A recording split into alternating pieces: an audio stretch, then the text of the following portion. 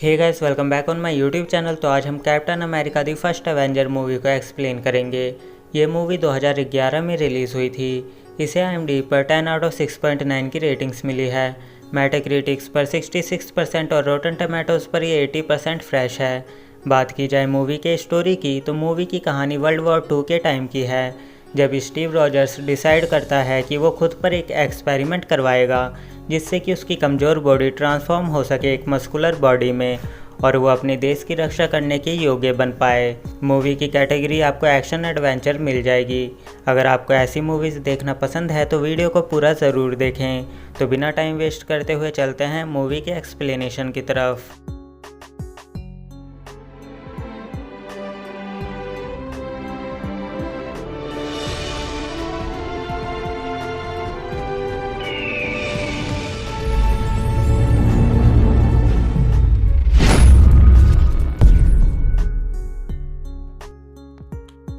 Movie की starting होती है जहां हमें कुछ साइंटिस्ट एक क्रैश प्लेन की जांच करते हुए दिखाई देते हैं। तभी उन्हें अंदर बर्फ़ में फंसी हुई एक शील्ड दिखाई देती है।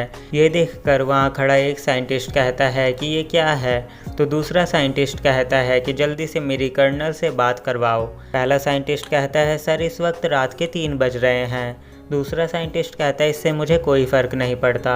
ये खबर सुनकर कर्नल की नींद उड़ जाएगी। यहाँ से सीन चेंज होकर फ्लैशबैक में जाता है जहाँ हमें वर्ल्ड वॉर 2 का समय दिखाया गया है। सीन फोकस होता है एक आदमी पर जो कि भागते हुए एक चर्च में घुस जाता है और वो कहता है वो लोग इस रहस्यमयी चीज़ को लेने के लिए आए हैं। तभी वहाँ एक बूढ़ा आदमी आता है और कहता है वो लोग यहाँ पहले भी इस चीज़ को लेने के लिए आ चुके हैं, जिस पर वो आदमी कहता है कि पहले इस तरह से नहीं आए थे जिस तरह की इस बार आए हैं। सीन कट होकर जर्मन सोल्जर और उनके लीडर हैंड स्मिथ पर जाता है जो कि मिस्टीरियस रिलैक को ढूंढते हुए चर्च तक आ जाते हैं। फिर चर्च के पास आने के बाद जो जर्मन सोल्जर होते हैं वो चर्च की दीवार को तोड़ देते हैं और उन लोगों को मार देते हैं जो कि चर्च के अंदर थे और उनसे मिस्टीरियस रिलैक को छीन लेते हैं, यानी कि टेसेरेट। और टेसेरेट की पावर इतनी ज़्यादा होती है कि जितना कोई इमेजिन भी नहीं कर सकता। पर मूवी में हैंड स्मिथ जो कि जर्मन सोल्जर का लीडर होता है उसको देवताओं में बहुत विश्वास रहता है और देवताओं की उसको बहुत ज़्यादा नॉलेज होती है और उसे पता होता है कि ओडिन जो देवता है टेसेरेट उसके ही खजाने का एक मूल्यवान रत्न है जो उसे पता होता है कि कहाँ पर है और किधर मिलेगा, इसलिए वो उसे ढूंढने में लगा हुआ था। फिर यहाँ से सीन चेंज होकर दिखाया जाता है स्टीव रॉजर्स को, जिसे वर्ल्ड वॉर 2 में लड़ने का मौका नहीं दिया जाता क्योंकि वो बहुत ज़्यादा कमज़ोर और बीमारियों से पीड़ित बॉडी वाला इंसान होता है। उसे अस्थमा और टीबी जैसी खतरनाक बीमारी होती है। स्टीव सोल्जर्स की ट्रेनिंग करने के लिए कई जगह जाकर अपना टेस्ट देता है, लेकिन उसके कमज़ोर शरीर के कारण वो हर जगह फेल हो जाता है। वहीं उसका दोस्त होता है बकी बर्न्स जो कि टेस्ट में पास होकर फ़ौज में भर्ती हो जाता है। उसी दिन स्टीव एक और बार फ़ौज में भर्ती होने के लिए टेस्ट देने वाला होता है जहां वो उस टेस्ट में झूठी इन्फॉर्मेशन देने वाला होता है। तो बकी उसे कहता है कि झूठ बोलने के कारण तुम्हें सज़ा भी हो सकती है, जिस पर स्टीव उसे कहता है कि वो अपने देश के लिए लड़ना चाहता है। तभी इन दोनों की बात वहाँ खड़ा डॉक्टर अब्राहम सुन लेता है और अब्राहम स्टीव को भर्ती कर लेता है क्योंकि अब्राहम को ऐसे ही सिपाही चाहिए थे अपने एक्सपेरिमेंट के लिए जो अपने देश के लिए लड़ सके और अपने देश के लिए कुछ भी कर सके। तो अगले दिन ट्रेनिंग कैंप में अब्राहम के साथ लेडी कार्टर और कमांड में चेस्टर फिलिप भी होते हैं। ट्रेनिंग में चेस्टर स्टीव को देखकर साफ साफ मना कर देते हैं कि वो इस एक्सपेरिमेंट के लिए सही इंसान नहीं है। फिर चेस्टर स्टीव का टेस्ट लेते हैं। उस टेस्ट में स्टीव पूरी तरह से पास हो जाता है और चेस्टर का पूरा माइंडसेट बदल जाता है स्टीव को लेकर। फिर सीन कट होकर एक्सपेरिमेंट के एक रात पहले दिखाया जाता है जहां अब्राहम स्टीव को बताते हैं कि स्मिथ नाम के एक जर्मन ने भी इस अनपरफेक्ट सीरम का यूज़ किया था, पर उसे इस सीरम के कई सारे साइड इफ़ेक्ट झेलने पड़े थे। दूसरी तरफ यूरोप में दिखाया जाता है कि स्मिथ और उसका साथी अर्नीम ज़ोला टेसेरेट की पावर को सक्सेसफुली हार्वेस्ट कर लेते हैं और स्मिथ को अब्राहम के प्लान के बारे में पता चल जाता है। तो स्मिथ अपने आदमी को भेजता है अब्राहम को मारने के लिए। वहीं अमेरिका में अब्राहम अपना एक्सपेरिमेंट स्टार्ट कर देता है और वहाँ पर हावर्ड स्टार्क भी होते हैं। हावर्ड स्टार्क यानी टोनी स्टार्क के पिता। फिर वहाँ स्टीम के अंदर सुपर सोल्जर सीरम को डाला जाता है। कुछ टाइम तक तो स्टीम के अंदर स्टीव को सीरम के कारण बहुत ज़्यादा प्रॉब्लम होती है, but at last experiment successfully complete हो जाता है और इस टीम के अंदर से निकलता है रॉजर स्टीव, जिसका कद और शरीर बदल चुका था। एक्सपेरिमेंट के सक्सेसफुल होने के कुछ मिनटों बाद वहां मौजूदा कुछ लोगों में से स्मिथ का आदमी अब्राहम को मार देता है, वो भी सबके सामने, और वहां से सुपर सोल्जर सीरम को उठा लेता है। ये देखकर स्टीव उसे पकड़ने के लिए जाता है। काफ़ी ज़्यादा पीछा करने के बाद आखिरकार स्टीव उस आदमी को पकड़ लेता है, पर स्मिथ का आदमी स्टीव के पकड़ में आने के कारण उसके सामने ही साइनाइड की गोली खाकर अपनी जान दे देता है। पर मरते मरते वो कहता है कि हाइड्रा की जय हो, और इसी के साथ वो सीरम की आखिरी बोतल भी तोड़ देता है। फिर हमें दिखाया जाता है अब्राहम के मरने और सुपर सीरम के ना होने के कारण अमेरिका की गवर्नमेंट स्टीव जैसी और सैनिक नहीं बना सकती, तो वो लोग स्टीव को सोसाइटी में कैप्टन अमेरिका के नाम से प्रमोट कर देते हैं ताकि वॉर में जो सैनिक लड़ने जाएंगे उन्हें स्टीव अप्रिशिएट कर सके। फिर एक साल बाद 1943 में कैप्टन अमेरिका को परफॉर्मेंस के टाइम में पता चलता है कि उसका दोस्त बकी बंस की एक यूनिट स्मिथ के सिपाहियों के खिलाफ लड़ने गई थी, पर बकी बंस की यूनिट को स्मिथ के सिपाहियों ने बंदी बनाकर रख लिया था। चेस्टर कहता है कि अगर हम उन्हें छुड़ाने जाएंगे तो हमारे काफ़ी सारे सैनिक मारे जाएंगे। फिर स्टीव अकेला ही उन्हें छुड़ाने चला जाता है क्योंकि बकी उसका बचपन का दोस्त होता है। फिर हमें दिखाया जाता है हावर्ड स्टार्क जो कि टोनी स्टार्क के पिता है और पैगी कार्टर जो कि स्टीव की लवर है, वो दोनों मिलकर स्टीव की मदद करते हैं स्मिथ के इलाके में जाने के लिए। फिर कैप्टन अमेरिका स्मिथ यानी हाइड्रा के कैंप में जाकर सारे कैदियों को आज़ाद कर देता है। इसी बीच कैप्टन अमेरिका की लड़ाई होती है स्मिथ से। फिर स्मिथ अपना मास्क हटाकर कैप्टन अमेरिका को अपना असली चेहरा दिखा देता है जो कि फेमस होता है रेड स्कल के नाम से।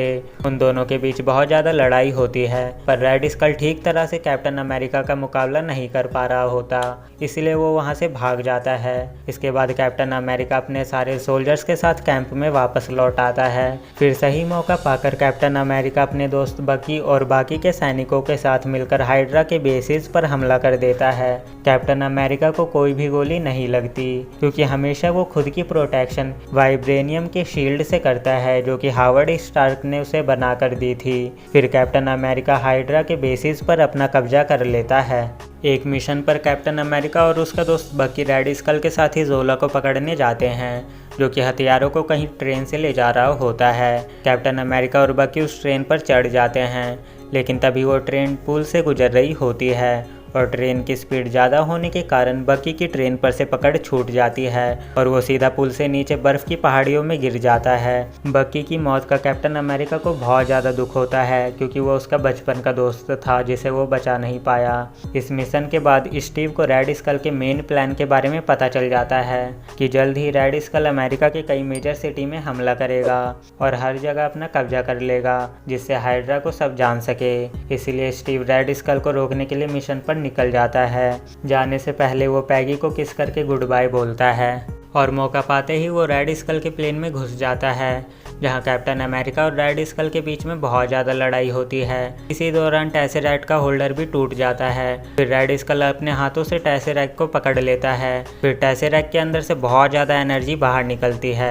उस एनर्जी से रेड स्कल को एक कर्स मिलता है जिसके कारण रेड स्कल अर्थ से गायब होकर दूसरे प्लेनेट पर चला जाता है और टेसेरैक्ट प्लेन से नीचे गिर जाता है। फिर स्टीव प्लेन के पायलट सीट पर बैठकर प्लेन को कंट्रोल करने की कोशिश करता है और प्लेन के कम्युनिकेशन सिस्टम से वो एयरक्राफ्ट कम्युनिटी से कांटेक्ट करता है। वहाँ खड़ी पैगी स्टीव की आवाज़ सुनकर बहुत ज़्यादा खुश हो जाती है। स्टीव कहता है कि रेड स्कल मर चुका है, तो पैगी पूछती है प्लेन की क्या कंडीशन है। स्टीव कहता है कि प्लेन बस क्रैश होने ही वाला है, तो पैगी कहती है तुम मुझे अपनी लोकेशन भेजो ताकि मैं तुम्हारे लिए लैंडिंग के लिए जगह ढूंढ सकूं। स्टीव कहता है कि प्लेन लैंड नहीं हो सकता लेकिन मैं इसे क्रैश कर सकता हूं।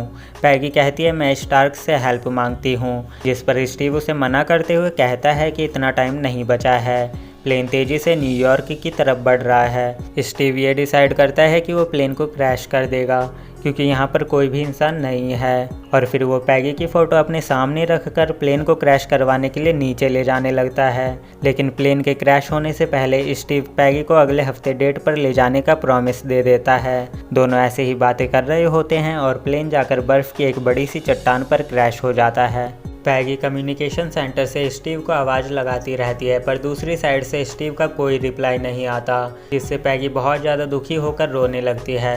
फिर दिखाया जाता है कि जंग खत्म हो चुकी है, सभी लोग खुश हैं और जो सर्च टीम होती है वो हावर्ड के साथ मिलकर स्टीव को ढूंढ रही होती है। तभी उन्हें नदी में टेसरेक्ट मिलता है जो कि प्लेन से गिर गया था। दूसरी तरफ पैगी स्टीव की फ़ोटो देखकर स्टीव को याद कर रही होती है। यहाँ से सीन कट होकर प्रेजेंट में आता है, जहाँ हमें मूवी के फर्स्ट सीन में दिखाया गया था कि कुछ साइंटिस्ट मिलकर क्रैश प्लेन की जांच कर रहे थे। उन्हें प्लेन में स्टीव मिलता है। जब स्टीव की आंख खुलती है तो वो खुद को एक 1940 के स्टाइल वाले रूम में पाता है, मगर उसे वहाँ कुछ गड़बड़ लगती है तो वो उस रूम से बाहर भागता है।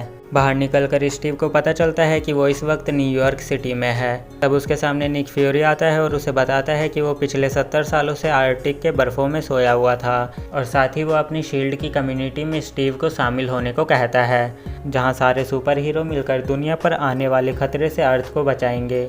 मूवी के पोस्ट क्रेडिट सीन में एवेंजर्स की आने वाली मूवी का ट्रेलर दिखाया जाता है और मूवी यहीं पर ख़त्म हो जाती है। तो गाइस, ये थी captain America the first Avenger movie के एक्सप्लेनेशन। आई होप कि आपको वीडियो अच्छी लगी हो। चैनल को सपोर्ट करने के लिए वीडियो पर लाइक कमेंट कर दो और चैनल पर नए हो तो चैनल को सब्सक्राइब कर लो ताकि आने वाली हर नई वीडियो की नोटिफिकेशन आपको मिल सके। तो मिलते हैं नेक्स्ट वीडियो में।